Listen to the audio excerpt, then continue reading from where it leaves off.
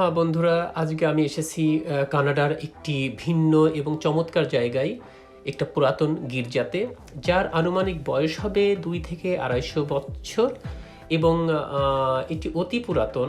এর প্রবেশদ্বার দিয়ে আমি যখনই ভেতরে প্রবেশ করছিলাম তখন একটা ভিন্ন রকমের অনুভূতি আমি অনুভব করছিলাম। আসলে এর দরজা, এর আসবাবপত্র, এর কাঠ, প্রতিটি জিনিস আমি ছুঁয়ে ছুঁয়ে দেখছিলাম, যেন পুরাতনে ভালো লাগার একটা বিশেষ অনুভূতি আমি পাচ্ছিলাম।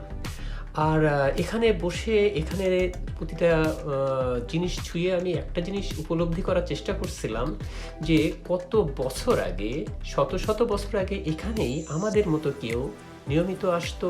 তাদের পদচারণা ছিল, তাদের কোলাহল ছিল, তাদের বিচরণ ছিল।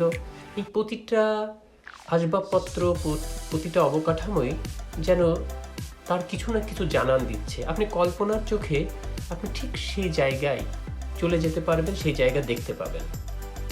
তো ঠিক আমিও এর প্রতিটা জায়গা খুঁটিয়ে খুঁটিয়ে দেখছিলাম এবং বুঝতে চাচ্ছিলাম সেই সময়ের সংস্কৃতি, সেই সময়ের মানুষের কারুকাজ, মানুষের কর্মদক্ষতা, সেই সময়ের মানুষের রুচি এবং মানুষের যেই আসবাবপত্রের প্যাটার্ন বা যেই অবকাঠামোর যেই বাহ্যিক রূপ, সেগুলো সবই আমি বোঝার চেষ্টা করছিলাম।